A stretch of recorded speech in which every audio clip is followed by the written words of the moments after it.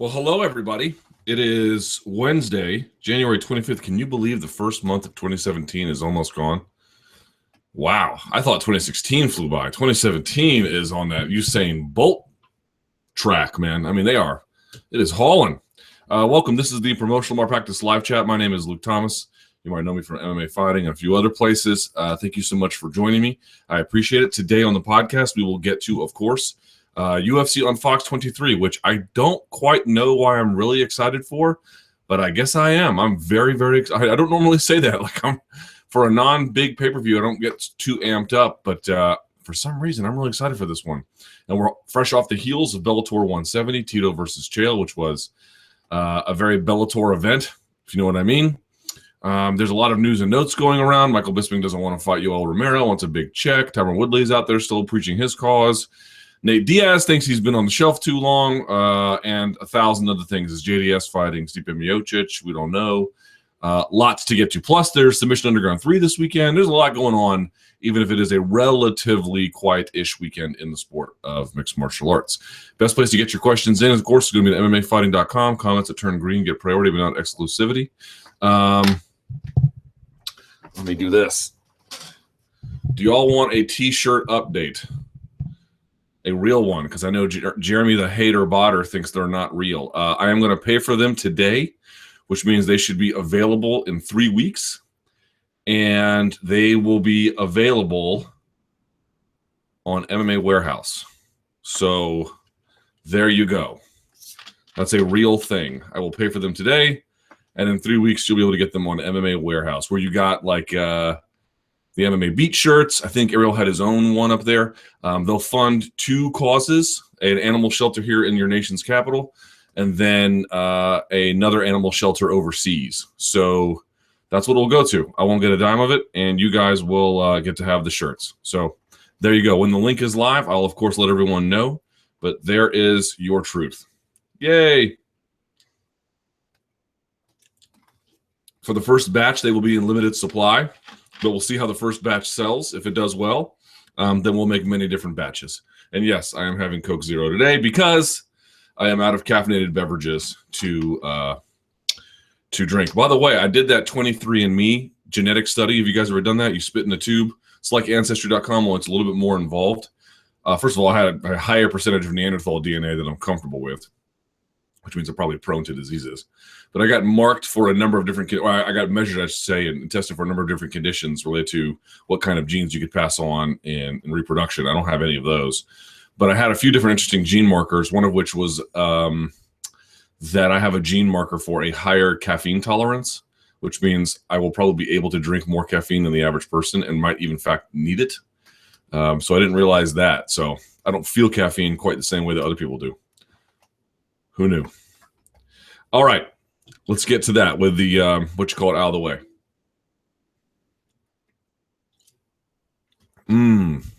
Delicioso. All right, first question. Thoughts on Scott Coker pulling Chael from the Submission Underground match? I thought grappling matches were fair game for MMA fighters to compete in. Now, I have not seen a Bellator contract recently, but a lot of the language mirrored very closely the language of the UFC.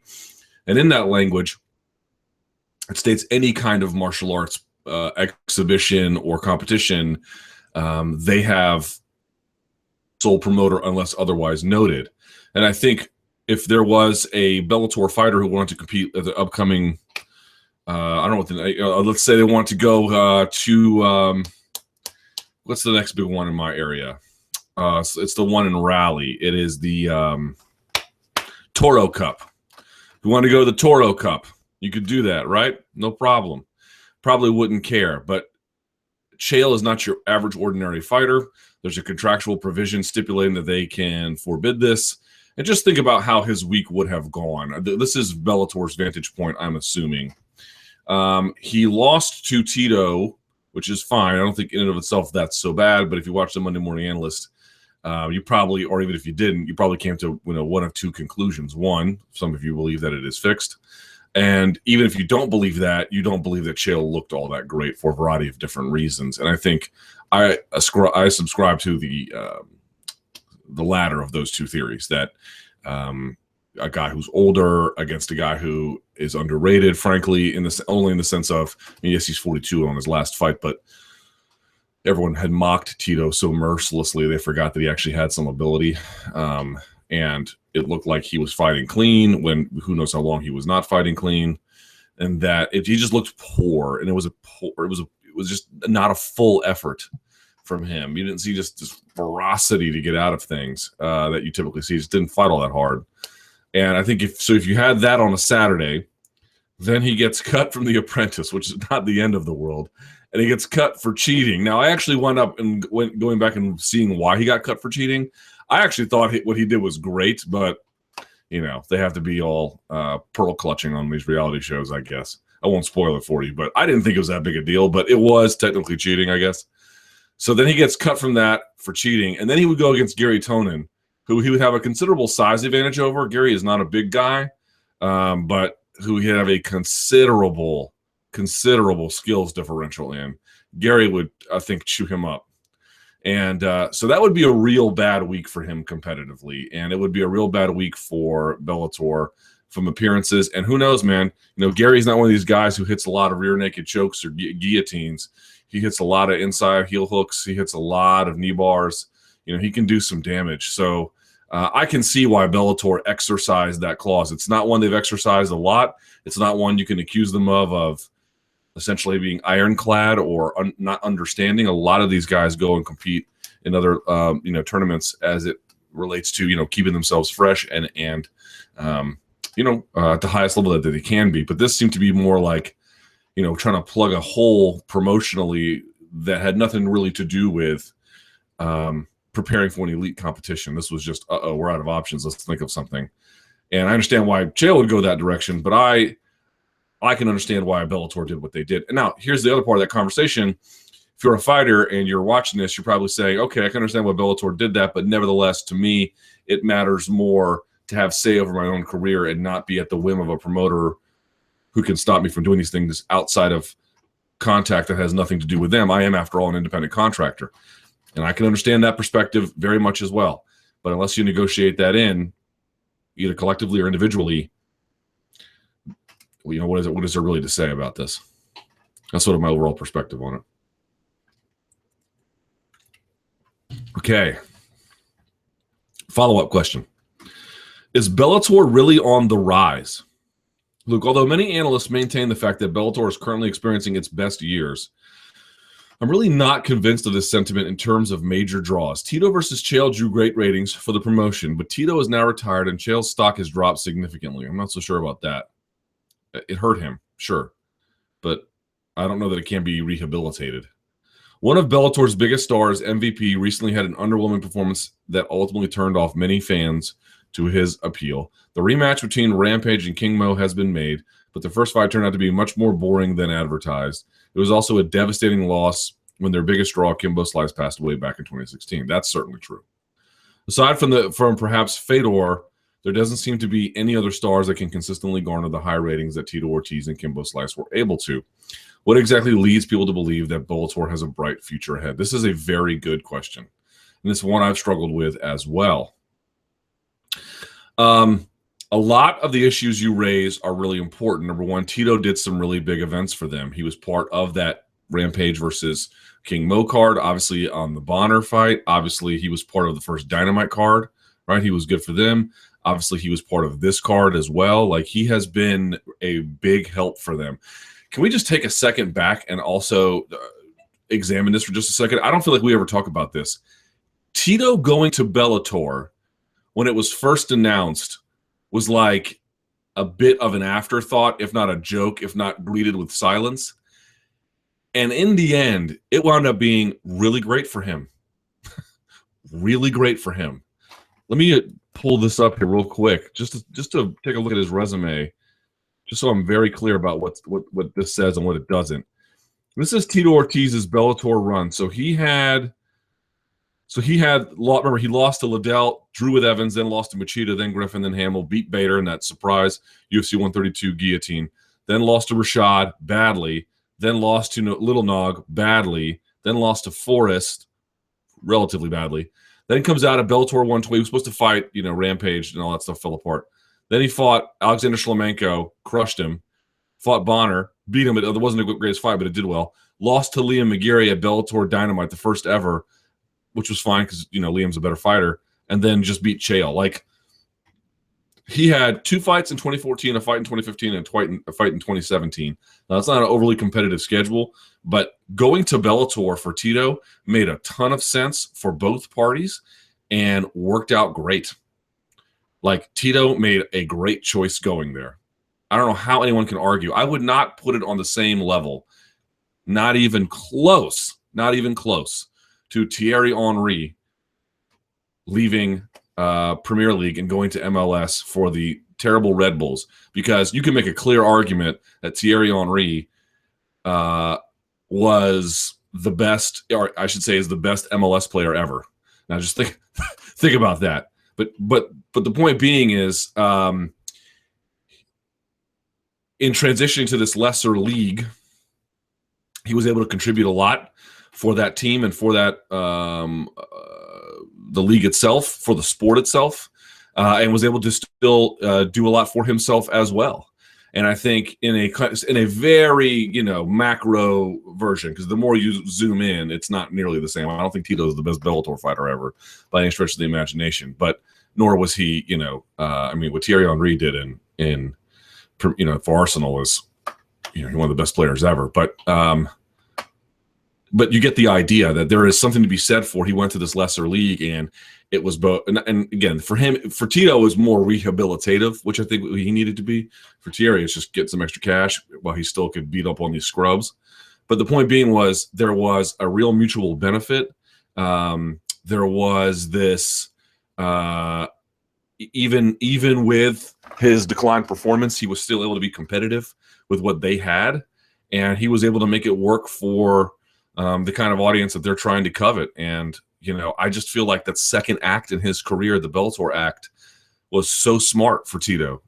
Such a smart move, totally worked out. If he stays going like he did, he won 3 of his last 4 fights. Man, that's pretty great. That's really, really great. Like, Tito made a great call going to Bellator, and it was wise of Bellator to use him. Now, to answer the question about what Bellator's headed generally, so this point, Tito is ostensibly now gone. Kimbo Slice, rest in peace. These are 2 of the biggest draws they've ever had. And, you got Chael. What's going to happen with that? I don't know. As you mentioned, MVP, certainly everyone seems to think he's the next big thing, but there's a lot of reason to think also that he hasn't quite turned that corner, that his style just doesn't quite work, at least in that circular cage, if not in MMA, or at least he can't quite bring it to life in a way that maybe we haven't seen him in a while. Fedor, certainly interesting and probably going to be good for a little while, but how much longer can that can you count on him to compete? I mean, maybe you get 1, maybe you get 3 fights out of him. That'd be amazing, but maybe you just get 1, 2. So it's just hard to say exactly. Like, it's not clear what you have. But you talk to people about the UFC, they say kind of similar things. Yes, 90% of the best fighters go in the UFC, but everyone's like, well, without Conor and Ronda, who they really have? John Jones is on ice. Heavyweight's as thin as it's ever been. Stipe is not a real draw. Daniel Cormier and Anthony Johnson, they're great, but they're not real draws. Tyron Woodley's out there making noise, but he's a very polarizing champ. Who knows if he'll be a champ after UFC 209. Yes, Conor McGregor is a big star, but what about Nurmagomedov and Ferguson? Are they real pay-per-view stars? And you can just go on down the list. In other words, there's in any kind of league, no matter if the business model is pay-per-view and then some television, or in the case of Bellator, just television, there's going to be a couple of standout figures, and their contributions are going to be important, but in the long run, fleeting. What is there really to sustain you? And I kind of feel like if you want to cast some skepticism about the potential for Bellator, that is certainly one way to look at it, but I don't really look at it that way. Number one, their ability to do well overseas is a real thing. These events that we don't really pay attention to in Israel, or maybe you didn't watch the one in Ireland, those were successful for them, not merely for their local television partners there, but in ways that they're forming alliances with other regional organizations like BAMA. They're doing another show with BAMA, I think at the SSE, if I'm not mistaken. So that's kind of an important thing for the development. It shows a way to make money overseas that is, for Viacom, an incredibly important thing. Obviously, still they have a major contribution that they can show live, not DVR proof, but pretty good for them. I feel like they have slowly just slowly kept swinging the axe, and they've acquired a fair amount of interesting free agents. Has every one of them worked out to the best of their hopes? No. But, getting Matt Mitrione was kind of big. Getting Benson Henderson was kind of big. They might get Ryan Bader. They might get Lorenz Larkin. They got Fedor. They made great use out of Tito in his second act. They got Chael, and I know Chael didn't have a strong performance, but I suspect he'll have a better rebound performance after this. At least, one would hope. So to answer your question, are they going to be able to match these kinds of heights on a continual basis? No, I don't think they have anyone on that roster who can really elevate them to that space. And that's probably a real long-term strategic concern that they have. On the other hand, the winds of MMA change. They are building a slow army from the top down and the bottom up. Their average event doesn't do all that well, but they have shown a capacity now to consistently be able to draw in a bigger event. This did over $1 million at the gate. That was unheard of for Bellator before Scott Coker came along, and now they've done it a number of different times. And I know for UFC you get so accustomed to that, it's such a big deal, but to have another promoter who can get over $1 million at the gate, that is nothing you can take for granted. That is very, very hard to do. You should always see that as a benchmark. It's not that if you do less than $1 million, you are doing poorly. Just the question is how many promoters, frankly, in combat sports, can in the United States, because Glory can do really well overseas, and they can do well here too, but they do really well overseas. But just in the combat sports ways, how many can draw over $1 million at the gate? There are not many. There really are not many, and that's just an important thing to consider. So, for me, I think that declaring there's this new dawn of Bellator excellence certainly would be very premature. And as you note, all the guys that keep doing really well for them, they get a few fights out of them, and then they're on their merry way. But Scott Coker is a very clever guy. There's a bigger plan in place here in terms of the international growth. They continue to make inroads in free agent gains. I also think you're going to see a lot of more free agents, not so much like signed up super quickly by Bellator, but I think you're going to see a lot of them let go by the UFC, right? Just guys they're just not really going to heavily pursue. I think they're going to trim their roster a little bit, and that's going to make things a lot better for Bellator in the long run. So let's not declare this the dawn of the Bellator renaissance, but at the same time, let's also recognize that they're making real progress to make a stable product. And they have, yes, been fortuitous, but I think they also create their own luck and their own thinking about how they add those real high-end headliners to create events like you saw on Saturday. All right. Luke, are you taking any interns? If you are, I'll send an email. I get emails about so-and-so asking to work with me for free. These are very generous offers. I appreciate all of them, but I wouldn't know what to do with someone if I had them. It'd be more work for me to manage somebody else than it would be for me to get some help from someone, I think. I don't know. So I don't think MMA Fighting's taking any interns, although I could be wrong. But I definitely, for the time being, I don't think I can make it work. It would need to be worth your while, too. I don't know that I can do that right now. Okay, Tito's choke I can live with. About it is not okay. What do you think? I've seen you comment on Tito holding the choke too long against Chael, and I agree that it wasn't that big a deal. But I think he went over the line at the presser when he went on the record and said he held on to it because he had ill will towards Sonnen. He should have kept his mouth shut. You can't let a fighter get away with holding a choke too long and openly, publicly almost brags that he did it to hurt his opponent. If you don't punish him, what message does that send? Okay. This has been actually, to me, the most interesting debate coming out of Bellator. I know some people, want to think that the fight fixing comments and allegations are the most interesting thing. Those are not that interesting to me. Not entirely uninteresting, but not that interesting. This is the one that actually captures my attention. Whether or not what do you say about Tito holding the choke too long? Because here are the facts of the situation. Like there are no facts in dispute here. He admitted he held the choke too long. And he admitted he held the choke too long because he wanted to send a message or because he was angry. That's interesting. That's interesting because we're not debating over whether he held it too long. Like Paul holds it too long and then goes, what happened? I don't know. That's not what this is. This is a guy openly telling you, yeah, I know, for sure I held it too long on purpose. Right? So now what do you do with that? Really, this will, I think, this will just sort of boil down to what your own sense of decency is and what you see as a punishment to deter future punishment, or what sort of retribution is justified given the offense. I think those are sort of the three things in play here. Hold on. There we are. So here's a position I would not adopt, and I don't think you can defend. In the sense of, am I gonna lose sleep over it? No, I don't mean that, but I mean like, I don't care if guys hold the chokes too long ever. I just don't care. Let them hold it. It doesn't bother me. That to me is a very unjustifiable position, right? Where you literally not in any case ever care if someone holds something too long. That seems insane. Okay, so that's not what we're talking about here.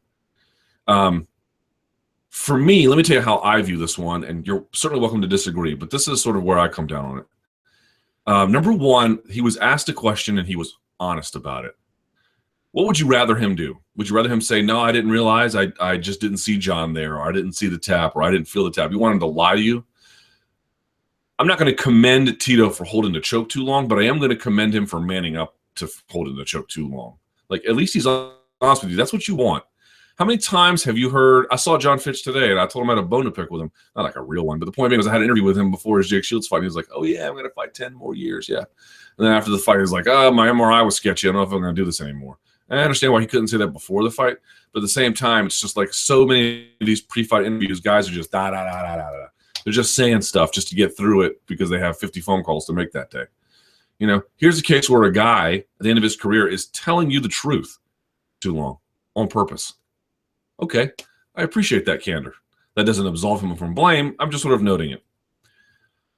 Secondly, I don't think when you say held a choke too long, how long are we talking, right? Because part of the other argument is, why did Chael tap? It wasn't that much of a choke, right? There was nothing closing on one side of the carotid arteries there on Chael. It was one side, and it looked like kind of like a jaw crunch, like a face crunch.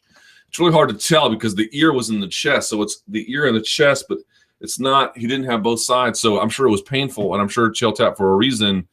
But part of the argument is, well, that choke was barely on. So, like, which is it? The choke was barely on, or was a barely on choke that was held too long? Like, this wasn't like an arm bar where the person tapped and they kept going and it cracked through. In other words, if you're going to measure,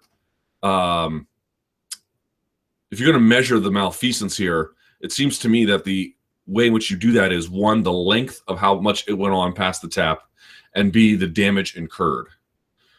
And the length is, I think, problematic. The damage incurred is negligible. It's not clear to me that anything bad happened to him as a consequence.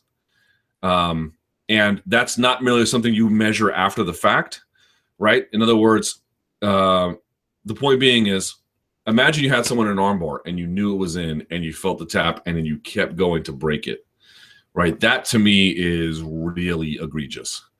Because a choke, when you have it in, even if it's fully locked in, perfect, right? Perfect, back to chest, elbow, center of the chin, hand tucked behind the head. I mean, you've got him dead to rights, right? What's the worst that's going to happen, assuming you get separated, let's say, a second or two afterwards, which is about what happened for Tito and Chael? They'll go to sleep. You'll put them to sleep. There's potentially more long-term damage, but it's virtually negligible. It's not the case if you break somebody's arm. There is a willful intent with a heel hook or an arm bar or a knee bar or something like that, where you're trying to damage the corporeal structure, the body of somebody. You're trying to damage their architecture. And that, to me, long in one of those kinds of situations, that's not the same as holding a choke too long. And I mentioned on my post-fight show that I did on my own YouTube channel, there's a gym up in New York City. Their competition team, now this is not the case for anyone who's not on their competition team, but their black belt competition team, they have a no tap rule to chokes. You cannot in the training room tap to chokes. Now think about that for a second, right? If I'm not saying that's a healthy thing to do or that I recommend that for everybody else, especially non-black belts, but they don't have that rule for any other submission. Now, imagine you have that with a sub that's not even nearly as locked on. In other words, we have to assess sort of not merely the damage and not merely the length of them holding it, but like what sort of malice can you have holding a choke that's barely on? You can't have that much malice about it. You can be angry about it, but that's a very different degree of malice when you have someone's armbar dead to rights. That's a very different thing for me. And you can see it because you have elite competition teams that the only thing they allow that for is chokes. They don't allow for any other kind of body manipulation, joints, elbows, knees, back cranks, nothing. You have to tap to those. At least they don't force you to not tap to them. You can just not tap to some of those chokes. And again, that's not healthy, but that's not the end of the world either. So for me, in terms of what kind of submission was it, how badly was it applied, how long did he hold it, what does that tell us about his malice, and what was the problem after the fact? And in all of those cases, the only one you can really point to was it's a really not okay thing to hold a submission too long. Okay, fair enough. If they had fined him, I'd have been totally okay with that. Take some of his money. There's no problem there. But Big John McCarthy was like, don't do anything about it. And Big John McCarthy said he handled it. And frankly, I think we want in MMA where the referee has that kind of latitude and power, where if the referee says, I was able to separate them, it wasn't like another referee had to jump in there and get him off. It wasn't like I had to punch Tito in the face to get him off. I put a thumb in his larynx and I drove him down and he let go of it. And that was the end of it. Okay, that's, we want the conflict to be stopped.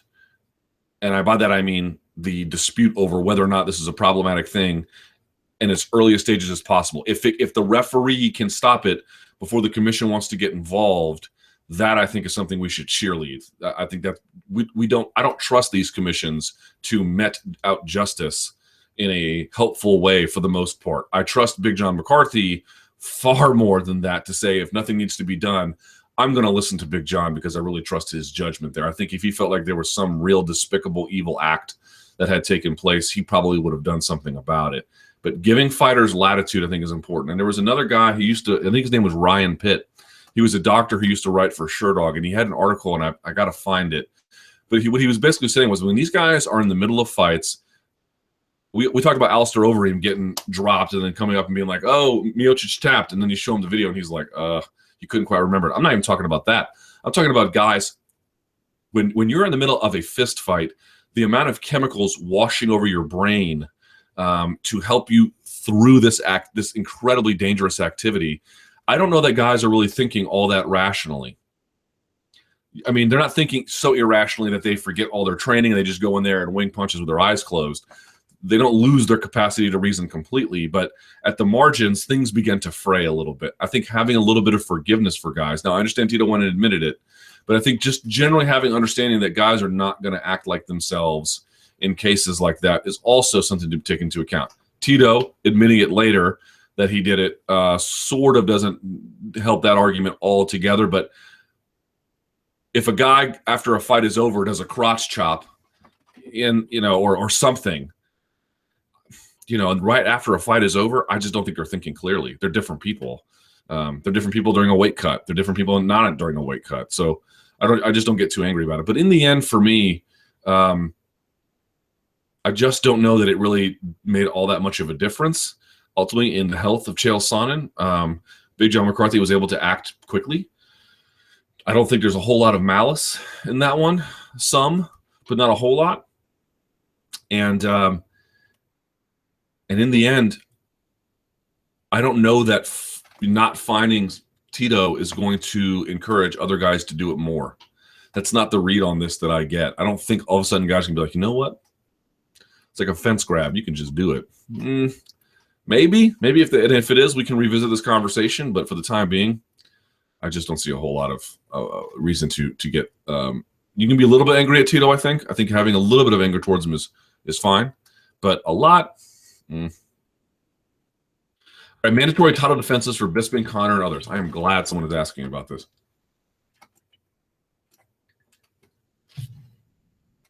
Bisping is chasing money fights again, despite having more than worthy challengers. Very true. Woodley, Aldo, Connor, Cody, and Nunes are also campaigning for other fights other than the contenders in their divisions. It has pros and cons, but could there be a case for some kind of mandatory title defenses? Or at least some kind of structure that secures some kind of predictability? What are your thoughts? I think I'm more along the latter, that there has to be some kind of structure that secures some kind of predictability. That's not a very helpful way to frame a conversation, but it's the one that I know best. Let me just say this. Bisping's a little bit different than Woodley, Aldo, Connor, and Cody and Nunes. Because as I understand it, from both talking to Mike, I mean, he didn't declare this outright, but in talking to Mike, the general sense that I get from him is that, and he stated something to this effect in a Rolling Stone interview, but I've talked about it with him before. I think once he loses his title, he's done. You know, like he just doesn't want to fight anymore. The guy's 37. He has beat his body to hell. He's done a lot. He's probably gone about as far as he's going to go. I think if he can keep winning fights, then he will. But the reason why he wants a big money fight is because it might be his last fight, period.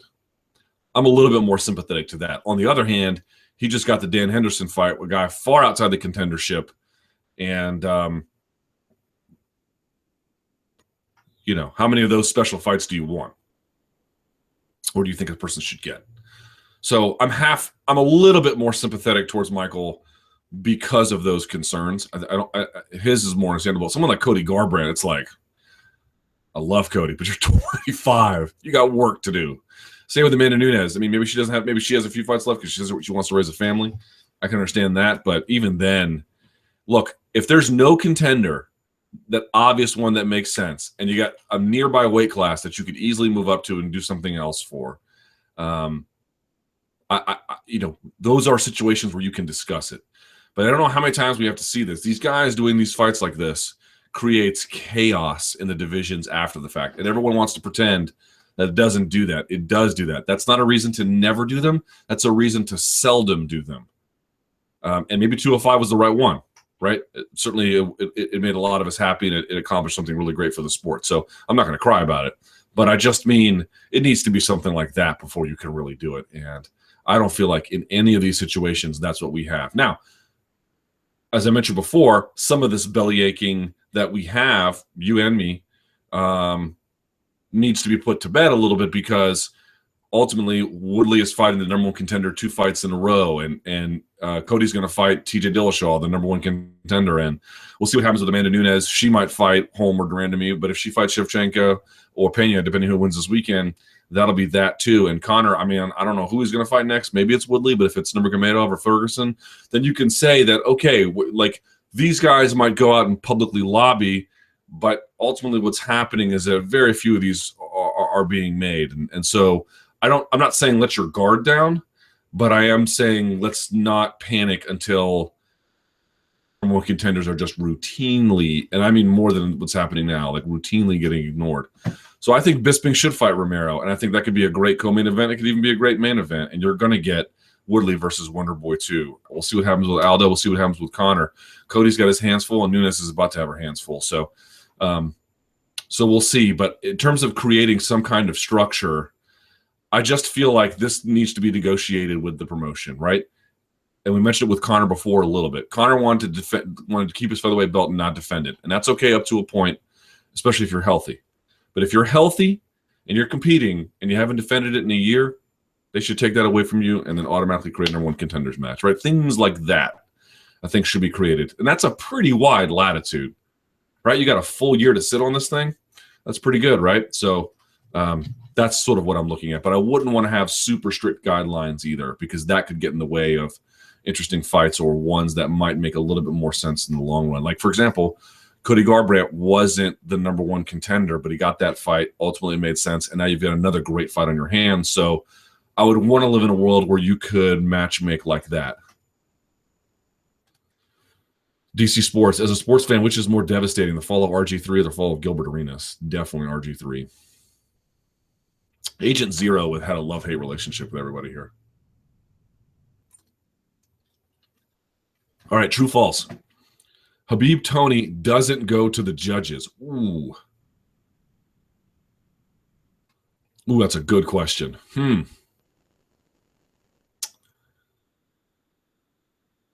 Does not go to the judges. False. Francis Ngannou will fight for the heavyweight title in the next 18 months.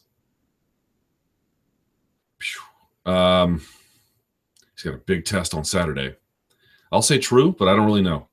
Weidman loses to Mousasi, then moves up to light heavyweight. He might. I'll say, I don't know if that's true, but I'll say false, but it's very possible. Dillashaw and Cruz will fight for the bantamweight title again in late 2017. Probably. No, wait. False. False. Joe Duffy will re-sign with the UFC after beating Reza Madadi. I don't know, man. I guarantee you that Bellator is going to want their hands on him because they are going to Ireland already twice in, like, what, 6 months? I mean, if not closer to proximity than that. So I don't know about that. Mirsad Bektic will have more potential to become featherweight champion than other prospects like Yair, Choi, and Ortega. I know Sean Sheehan thinks so, but I don't. Although, obviously, he's a tremendous prospect. Fight in 2017. False. Let's see. Golly, I'm going to down this thing. Is Mousasi the right fight for Weidman right now? Luke, you've spoken a lot about how Chris Weidman losing 2 straight fights in vicious fashion is troublesome, and that he should look for somewhat of a tune-up fight to get back on track. Now that the Mousasi fight is signed and official, and a bunch of you guys tweeted me when that happened, do you think this is the right move? Chris could certainly win this bout, but Mousasi is on quite a streak, and Weidman can't afford to lose 3 straight. I don't want you to speculate on hypothetical circumstances, but what will happen if Chris loses this fight? Well, as you saw above, he could easily go to light heavyweight. He's a big guy. So that's part of it. But let's just, for the time being, let's look at Gegard Mousasi's record, shall we? I had him on my show last week. He was funny. Sort of. Pardon me. Okay, so he lost to Jacare in September of 2014. Then he beat Dan Henderson. Then he beat Costas Philippou, right? Then he loses to Uriah Hall on that thing that he did, right, in September 2015. You can call it a fluke. You can call it not a fluke, whatever your view on that is. But since then, he beat Talis Laitis. Then he stopped Thiago Santos in the first round, stopped Vitor Belfort in the second round, and then stopped Uriah Hall easily in the first round, right? So if you, again, it depends on what your view is on whether it's a fluke or not, right? But if you discount that, he beat Henderson, Philippou, Laitis, Santos, Belfort, and Hall. And he fought 4 times in 2016, and he says he's very, very healthy. Now let's contrast that with Chris Weidman just a little bit here, right?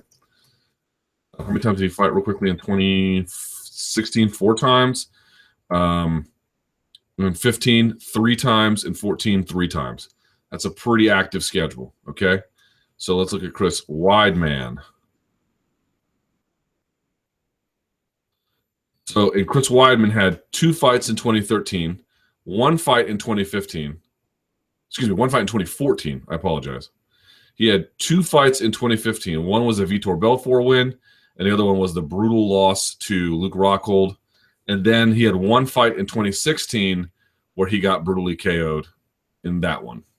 So he's been significantly less active. They have some measure of the same competition in the case of Vitor Belfort, and Weidman stopped him a little bit quicker. But then after that, he's been absolutely wrecked. So you could easily argue, well, he had tougher competition. That should make a difference, and maybe it does. But to me, the activity there is, I mean, Mousasi is on a hot streak, man.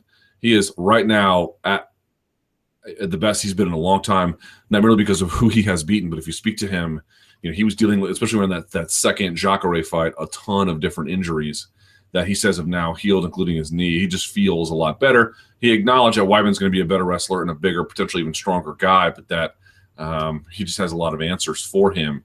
And, you know, I don't think that's the main event, so I don't know if that's going to be a 5-round fight. Sounds like it's not going to be. It sounds like it's going to be 3. But that's a look. Chris Weidman is good enough where that's always going to be a winnable fight. You know, Chris Weidman was a guy who I believe was going to beat Anderson Silva the first time. When I think a lot of people were like, he's slow and he's that. He is those things, but he's also a disciplined guy who sticks to a game plan for the most part. Now, Romero made him pay when he had a bit of I won't call it a lazy shot, but a too risky of a shot. Romero crushed him for it. Okay, credit to Romero, but you know, Weidman's a talented guy, but Weidman is, as we sit here now, is 32 years old and is coming off of inactivity paired with brutal stoppage losses, including one that was absolutely devastating. If that is not a cause to take a former champion and give him something of a tune-up-ish level fight, which I granted are hard to come by in the UFC, I don't know what is. This is a guy who could be right back on top, who could be a very big star again. You have seen it's not merely that beating guys you're supposed to beat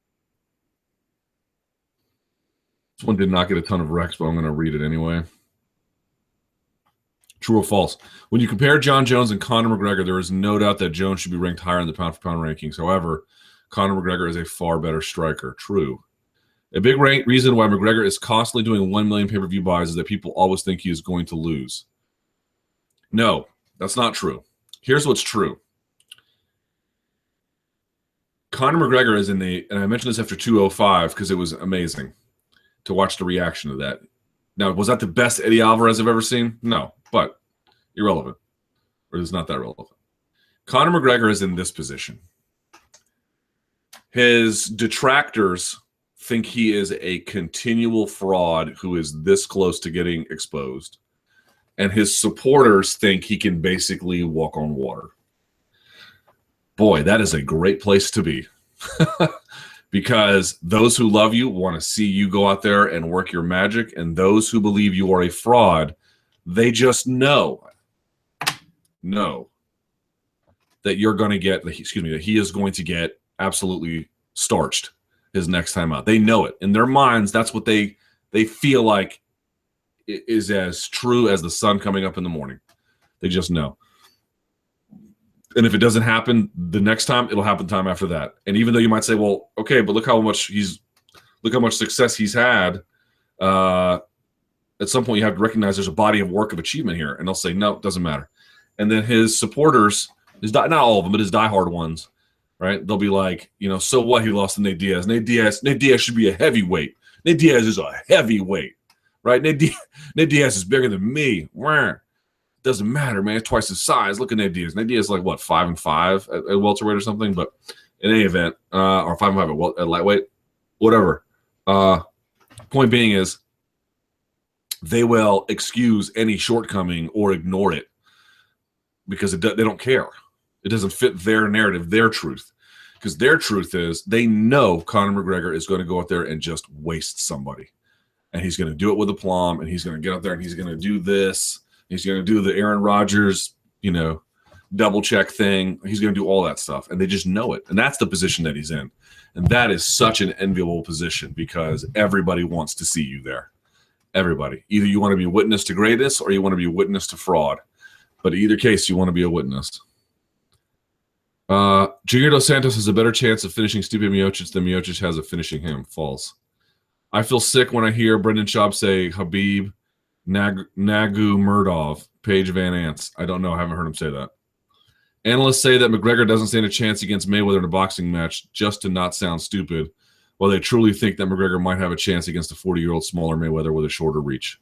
I'm sure some do. A lot of people give credit to Conor McGregor and Dominic Cruz for knowing how to handle a loss, but Chael Sonnen doesn't get enough credit for being one of the first guys to do it. That is true. I went back and I watched go back and watch on YouTube because you can find it. Google or YouTube, search for, Google owns YouTube, but search for Chael Sonnen post-fight press conference UFC 117 and go look at what he says. It's amazing.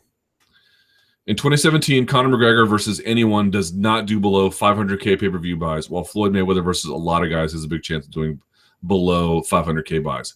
Yes, Conor McGregor is probably hotter right now.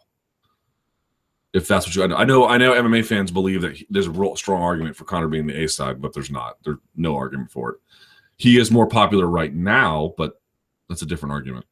Robin Black and Ariel Helwani are the two biggest Conor McGregor fanboys that I know. No, not even close. And I don't think they're fanboys. Every time I watch a star, a dominant champion lose, so Aldo, McGregor, Cruz, I appreciate more what Jon Jones was able to do in this sport. I already did. I didn't need them to see. I didn't need them to fail to see that. The gap between Amanda Nunes and Ronda Rousey was bigger than the gap between Mickey Gall and CM Punk. Not really. Because if she was able to clinch and get her to the ground, you would see it be very competitive, if not Ronda dominant. There's no portion of the game where you would see that between Mickey Gall and CM Punk. There's no portion where that skill gap exists. Well, it'd be that narrow. Nunes' talk of retirement. Do you think Nunes' recent comments about wanting to retire after 2 or 3 fights hurts her within the UFC? As why would they put their promotional machine behind someone who will be gone in about a year? They'll put their machine behind someone who is popular enough for it to make sense for them to use it. And I think after beating Ronda Rousey, let me tell you something. It's a lot harder to get an Amanda Nunes interview than it used to be. I can tell you that, boy. She's a lot more in demand. So if people want to see her, they'll still put effort behind her.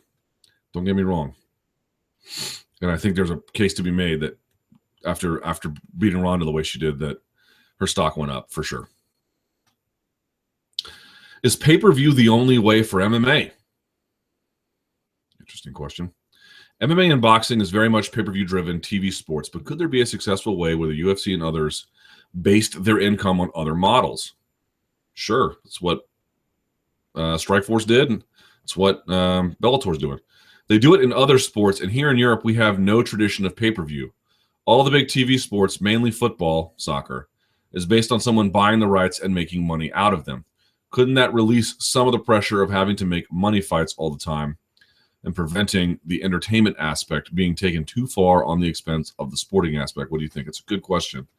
The truth is, though, I do not want to speak out of turn for Europe, but it's interesting. MMA is a very feast or famine kind of business. It's not the same as soccer, right? At least soccer in Europe.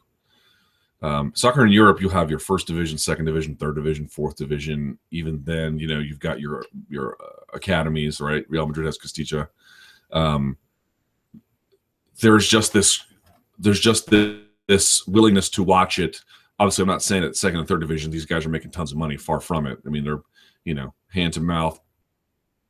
But there's just a lot more tolerance and interest in that kind of thing. Generally, it's not as its existence is not as tenuous, and it's all built on this larger system. MMA just doesn't really work that way. There's just not enough people on a consistent basis who have that kind of deep appetite for it, or that kind of cultural foothold to make that work. And that's not the case for all sports, obviously, in Europe or the United States.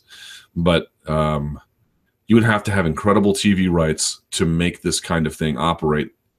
And given the existing talent pool, it's not so easy to pull off. It can be done, but you can see what WME has to do. They'll have to dramatically shrink the amount of pay-per-views while dramatically boosting what it costs to go to a full TV rights model. And even then, there's long-term and questions about whether or not the TV model is good for sports anyway. What happens when if cords keep getting cut? How is the NBA going to be able to pay all of these guys' salaries when that money came from this new TV deal? Right? This is a real concern. So I just feel like when you see these other models where people work it exclusively off television, it can be done. Certainly, Bellator is not the world's biggest organization, but typically in North America, what are the ones that do that? All the other ones, right? NFL and MLB and NHL and NBA and then you have other sports properties that ESPN will pay a little bit of money for to put on college women's softball. You see a lot of that. Little League baseball, we'll use that. Badminton, bowling, but they don't pay a ton of money for that, and so those guys don't make a ton of money, and so it becomes very complicated. The answer is it can be done, but the interesting part about pay-per-view is that pay-per-view makes MMA more American and more Canadian than it ordinarily would be.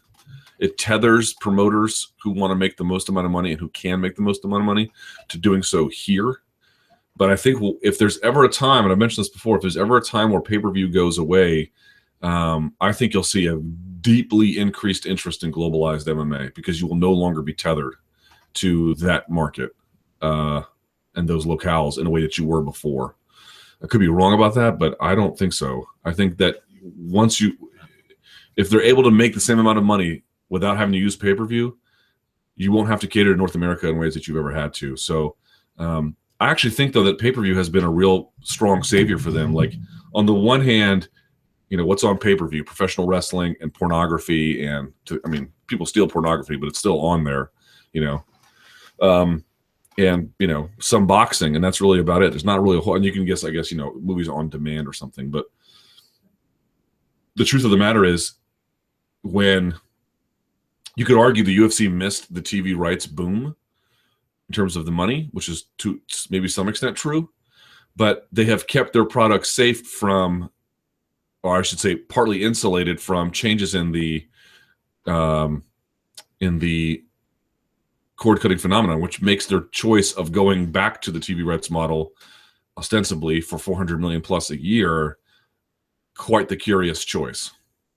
So, Paul Daly versus Rory McDonald. Daly called out Rory after his sensational KO win on Saturday.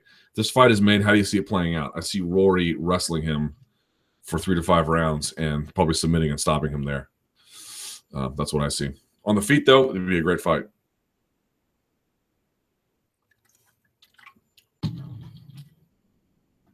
Garbrandt getting the McGregor treatment. I don't know about that. Garbrandt's MMA record, and notice he has yet to face a high-level grappler. All the fighters he has. What? Are you high? Tanquinho. What are you talking about? Tanquinho is one of the best jiu-jitsu guys on earth. Someone says, by the way, pay-per-view has become a much more prominent in UK boxing market. All the major fights, even lesser fights, i.e. Hay versus Bellew, are now on pay-per-view, and Anthony Joshua fights on pay-per-view. That might be the case. Just a lot easier for promoters to make money that way.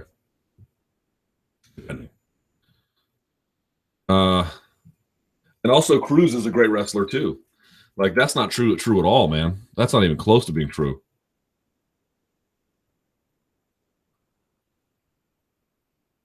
Also, Cruz, McGregor, one more time. Garbrandt has a background in wrestling. McGregor had no background in wrestling. UFC on Fox 23 main event. Who do you favor in the women's bantamweight fight, Valentina or Pena? Valentina's chances against Nunes. How do you think Pena would fare against the champion? Man, I am so pumped for this fight. I don't know. Are y'all pumped for this one? I don't know. I feel like I'm on an island here a little bit on this one. Most of the time, everyone's like, "Yeah, I'm pumped up for the fights this weekend," and I'm all, gloomy and jaundiced, and I'm like, I don't care. But this time, I'm like, I'm super stoked for this fight. I don't know why. I'm just like, I guess it's because I'm a big time believer. I'm a big time believer in both those ladies, to be honest, in Shevchenko and Pena. But something about Shevchenko has caught my imagination, man. She's an interesting person, like this dancer who's also a competitive weapons shooter who can also fight her ass off. Like that is a very talented lady who should be paid attention to. So is Julianna Pena, man. Julianna Pena is full of vinegar and piss. She gets right in your face. She's a born fighter. She has a great style. She has super solid ground game. I really respect her abilities on the mat. So to me, this really comes down to a bit of striker versus grappler. Now, I know that Shevchenko was able to at least mostly neutralize what Amanda Nunes was able to do to her on the ground, but nevertheless was in a losing position, such to the extent that the fight went there. I mean, a lot of it was just boring, posing off too, right? As I recall, if I'm recalling that correctly. But nevertheless, Valentina has a big advantage on the feet, I think, as we all can agree. Pena much more so on the ground. I tend to think that the gap between Valentina and Pena is narrower on the ground than the gap with them on the feet. I think the gap on the feet is pretty significant. I do think Pena is better on the ground, but I don't know if she's better than Valentina to the extent that Valentina is better than her on the feet. But you get the idea. Like, this is going to be, I'm telling you, man, this is going to be such a fun scrap. I'm so looking forward to it. Gun to my head, forced to flip a coin. I'm thinking Shevchenko, but I can easily see Pena going in there, taking her down, passing to mount, making her make bad choices on the ground and snatching the neck. I can really see that. So this is going to be a fun one. And I kind of want Valentina to win just because I feel like I just find her to be a very fascinating figure to have those kinds of talents and have the background that she does. And, man, and I'm me, man. My wife's an immigrant. My mom was an immigrant. I have a soft spot for people who are out there trying to do media and they're working through a second or third language. If you've never heard her Spanish, it's pretty close to fluent. It's way better than mine. I kind of appreciate that. She got caught in Peru in the middle of a shootout. I mean, but Pena's got an amazing story as well.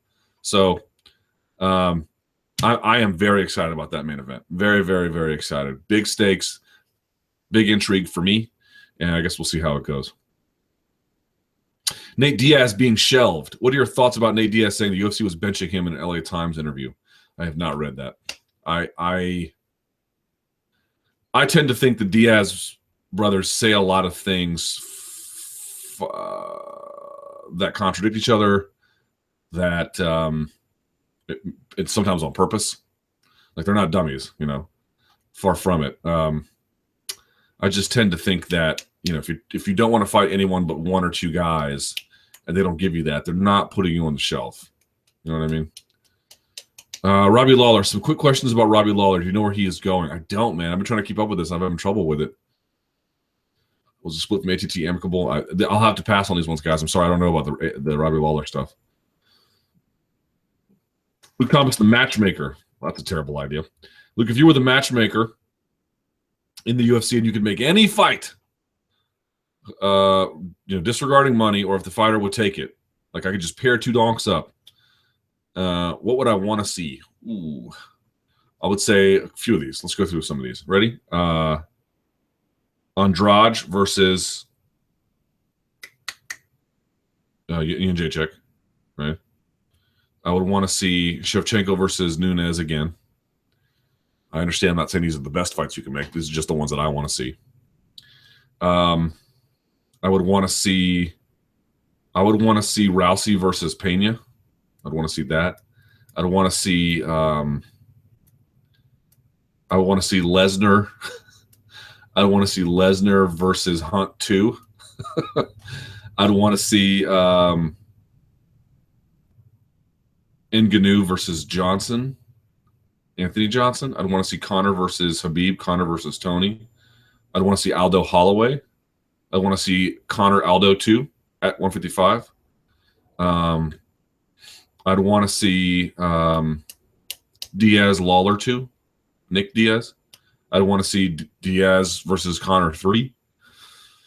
I'd want to see, of course, we're going to see Khabib versus Tony, so I don't have to worry about that. That's a super awesome fight. Can't wait for that. I don't know. Oh, you know what John Fitch told me today because we were talking about Khabib? Listen to this. He was saying for lightweight fighters, so 155. I was asking, like, what is it like to lock up with him? And he was saying the two physically strongest guys, just like pure physical strength, were that he ever dealt with that were 155 were Gray Maynard and Khabib Nurmagomedov. And he said that Khabib, he goes, once Khabib gets this around your back, you can't get free. He's like, it's almost impossible to get free. And John Fitch is not a small fry. That's a big welterweight, man. That's a very big welterweight. I was sort of shocked to hear that. He was like, dude, if he gets his hands clasped, show is over. So yeah, there's a few. You can have those. Justin Gaethje. Do you think he'll be signed by the UFC? If you follow MMA Analytics on Twitter, Paul Gift, he seems to think that World Series of Fighting is in trouble. And I think that if that is true, the UFC would be happy to have Justin Gaethje. Sure. You think Crazy Horse will ever be in the UFC? No, and you don't want him in the UFC because he can't beat elite guys, even though he is a very interesting figure.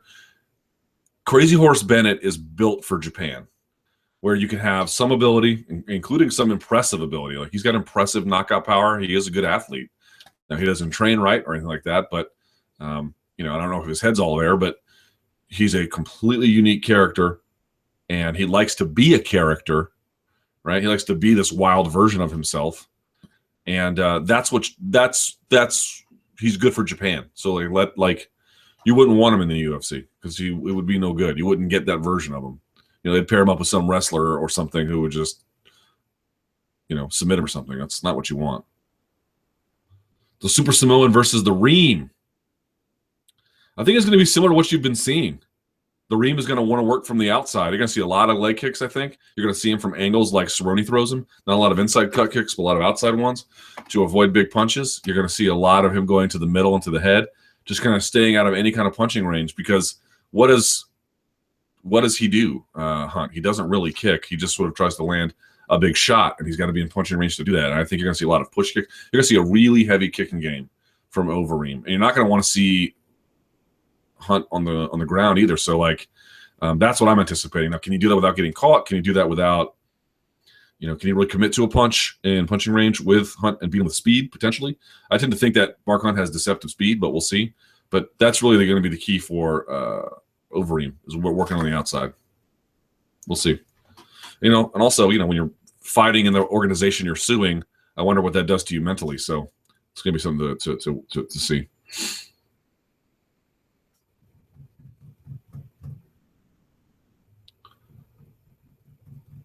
Biggest paydays I've heard of.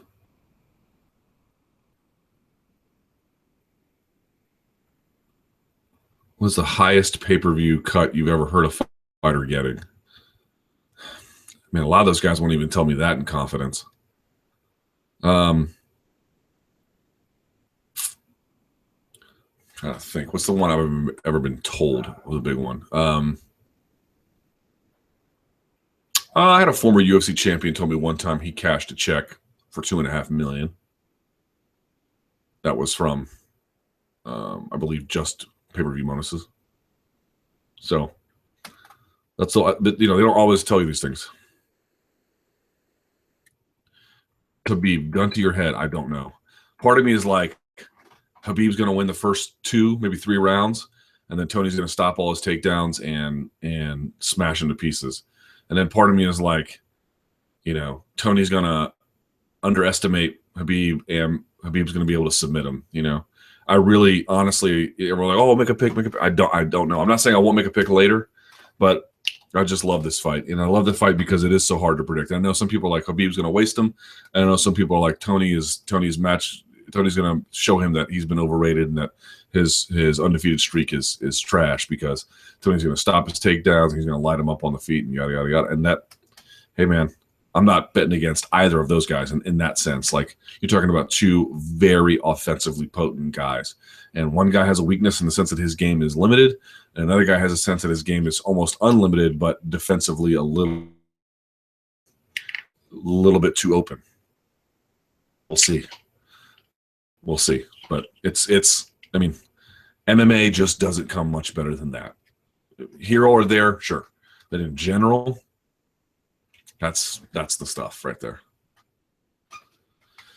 Ooh, top 3 Arnold movies. Obviously, you're going to go with Pumping Iron, but what are your other 2 in your top 3 Arnold movies? Predator, for sure. Terminator 2. And Predator, Terminator 2, and The Running Man. There you go. I watched The Running Man the other day. It was great. Okay, y'all are more obsessed with this topic than I am, but here we go. I will try to make this fast because I know a lot of you don't want to talk about this. Tyron Woodley. Here we go. All right. Here come the downvotes. Hey, Luke, I watched Tyron on the MMA Hour, hoping to get on his side on the issue because he's an extremely likable guy, and I was hoping he gave clear examples of widespread racism from fans and mistreatment from the UFC. I get he may not be able to speak on UFC issues, so I let that pass. His main complaint of racism was being labeled things like freak athlete. I can understand his annoyance, but to me, it's like Ronaldo complaining about being labeled a goal scorer. You're tagged with the thing that's most exceptional about you, even if you have other traits. Yes, he's a fantastic wrestler and great MMA fighter, but the thing that he's in the top 3 in the world at any weight class is athleticism. So that's what, as a fan, you notice most. Not every black fighter is called athletic, DC, for example, whilst Lesnar is basically spoken about exclusively in terms of his freakishness. I really don't want to be insensitive to the struggle I'm sure he's been through. But to me, it seems like a teenager blaming everyone else as to why he's not McGregor famous. Even mentioned Mac Life compared to Champ Camp. I think that's his version of it. All his points raised have easy rebuttals. Lack of respect for black athletes. Jones and DJ widely seen as top 2 pound for pound. Cruz and DJ, even before his loss to Cody, was seen as below him on pound for pound 2. Lack of pay and endorsements. He's in the pay-per-view business. What you get is correlated, I think is what we're looking for, with what you make. And I'm sure we have some subconscious prejudice of black fighters pertaining to strength and speed. And I'm sure he has trolls calling him terrible things online, but I feel neither are affecting his career views on the whole thing. Well, I've basically made most of them known, which I do not intend to repeat here, if for no other reason than brevity. But I will say just about this that how do I say this in a way that is helpful? Okay. I think basically you have a point. Which is I think we can all agree that whether we like Tyron or not, he is not a stupid person, right? That is not the vibe I get from him at all. He is formally educated, which of course is not necessarily indicative of intelligence, but you can tell when he is talking that this is a guy that is thoughtful, that has a strong awareness of himself and the world around him. Doesn't make him infallible, but it does make him bright, right? So he's a bright guy. And so I feel like he is not in his mind inventing things, and he is not in his mind stating anything other than the obvious. And I said this before, there's going to be some people who we talk to about this issue, about to what extent black athletes face discrimination and in what forms and what that looks like. And there's going to be some people who categorically refuse to even accept that it exists. And there's going to be some folks on the other side who believe it exists in all forms all the time. And most of us, I know some of you may not think this, but most of us are actually somewhere in the middle, depending on the day or the issue. And that's sort of where I'm at with this one. Like, talking about the athleticism thing, there was a study done by the Texas A&M measuring press releases of assistant coaches in Division I football and the words they use to describe them. And it turns out when you have a white coach who is hired, I'm not making this up. I'll link it in the comments after this. It was a 2011 study. And if you have a white coach, that they are commonly referred to as like strategic and smart. And if you have a black coach, they are who is hired as an assistant coach, assistant quarterbacks coach, assistant, linebacking core coach, that they get referred to for their like camaraderie with the other athletes, and itself is not a form of discrimination. We're talking about guys getting hired. It's just sort of these ways in which we go through describing each other and what that said, what underlies those views, and that it's not out and outright, oh, I hate this person or I don't wish to hire them. That would be an extraordinary form of discrimination. It's more of what sort of prejudice do you have that perhaps you're not even aware of that it could be a part of. So when he sees, and I can only imagine, I'm not here to endorse everything he says, but when he says something like, I get called for a freakish athlete, I think this is what he's talking about, right? The goal scorer thing with Ronaldo is a little bit different because that's a performance issue. I think when he says he gets labeled that way, or that when someone compliments him for speaking well, these are common things I think African-American athletes have experienced, that they get categorized in these easy labels that don't speak to their nuance, complexity, or frankly, even their real strengths. Like, to me, certainly Tyron Woodley's athleticism is absolutely part of his identity. But at this point, I don't know how you can't talk about the fact that the guy is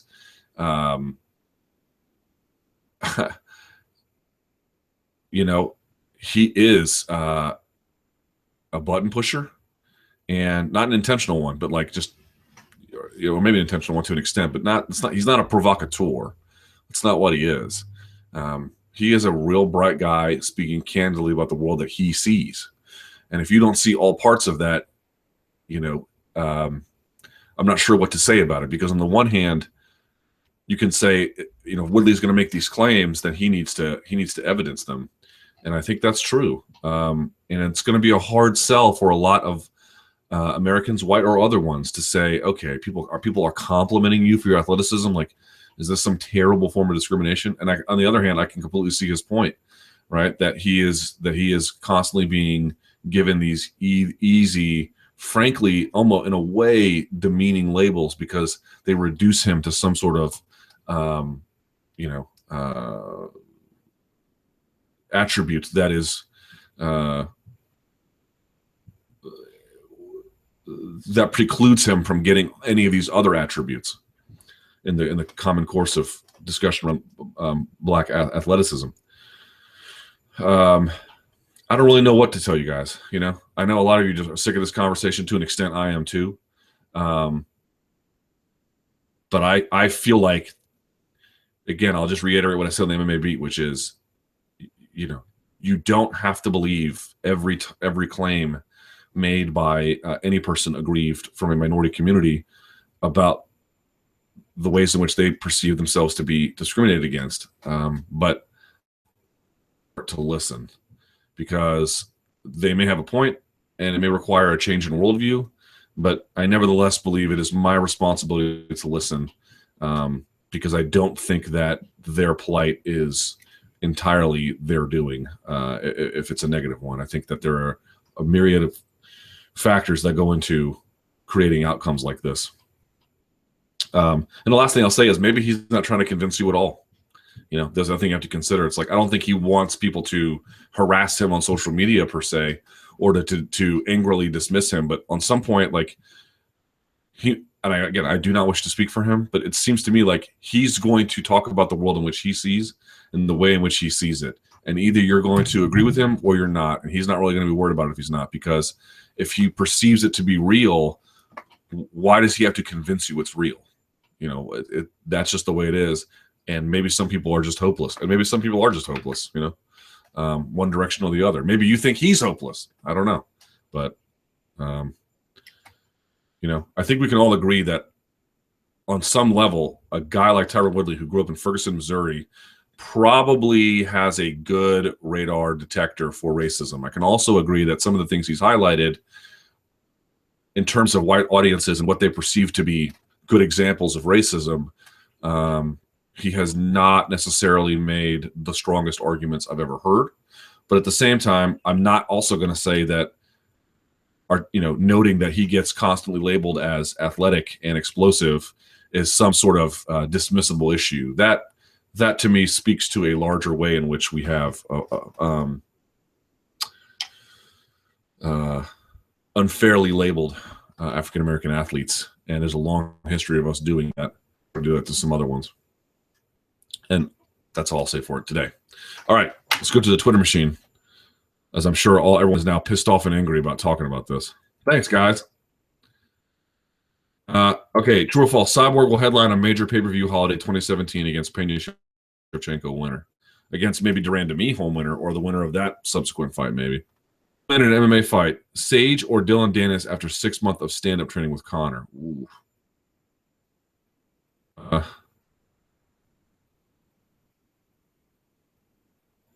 That's tough. I'd still say Sage. But Dylan Dennis can wrestle. I'd still say Sage. But, I don't know. That's a good question.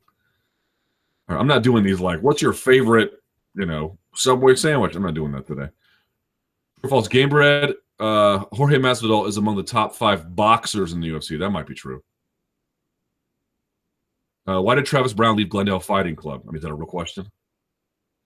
Woodley's message about race. I can't do any more of this, y'all. I just can't keep doing more of this. Please. I feel Bisping doesn't feel confident he can take on Yoel asking for a money fight, but yet ask for a Hendo rematch. It's just a tough fight with not a lot of upside, for someone who's 37.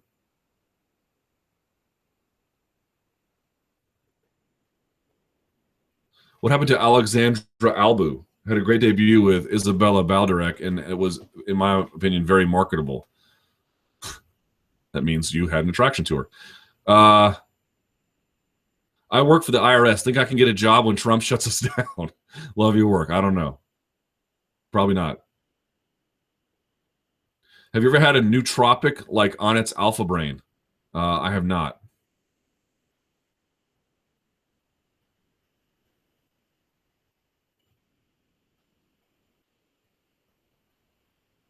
I don't give a damn what Savija's trainer said.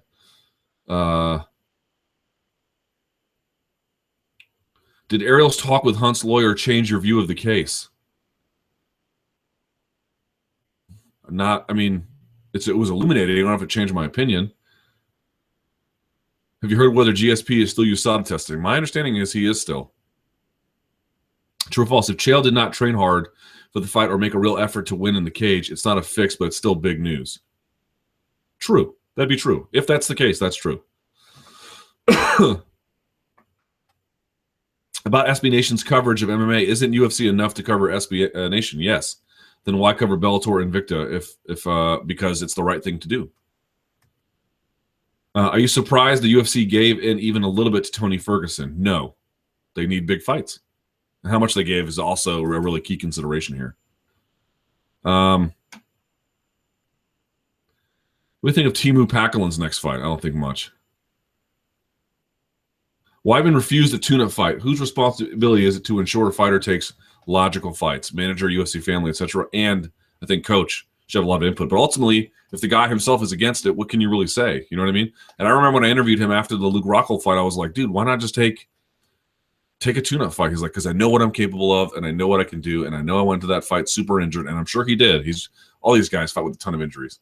But that doesn't necessarily make it like a great idea. Someone goes, I heard you compare your Spanish to Valentina's. Hers is 1,000 times better than mine. Can you greet your viewers in Spanish? No. I'm taking classes, so no. And I'm learning every day. When it gets real good, I'll do a whole one of these chats in Spanish, but until then, no. Could you comment on the end of Mark's interview with Chael? I don't know, but I found out that Chael called him later and apologized, I think. So I think they're fine.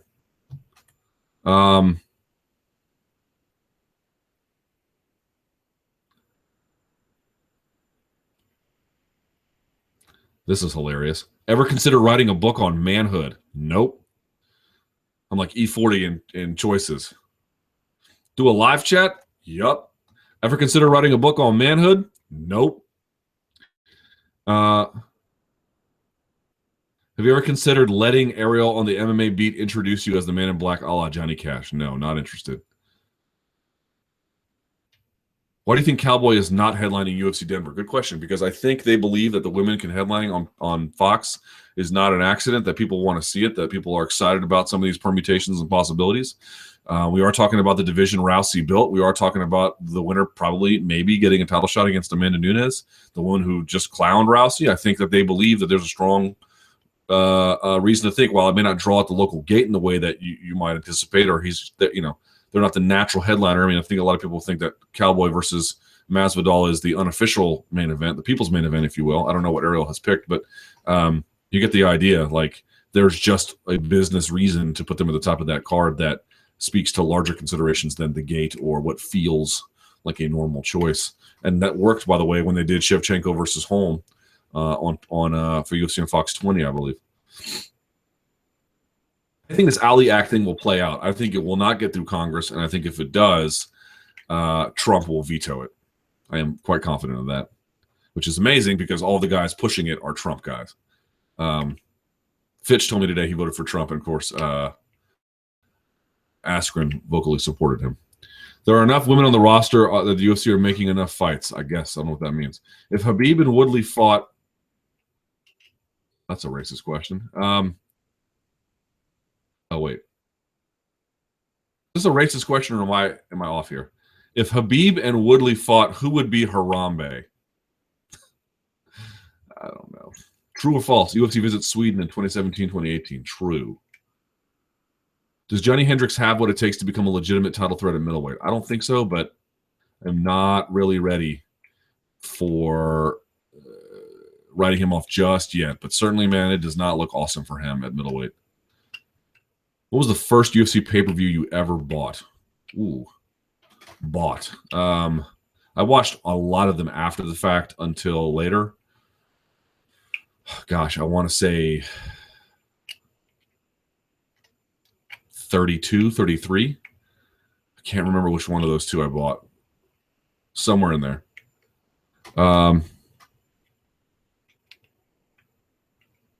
If Cowboy wins his fight on Saturday, how long till a title shot? He'll have at least another fight before that title shot, I suspect.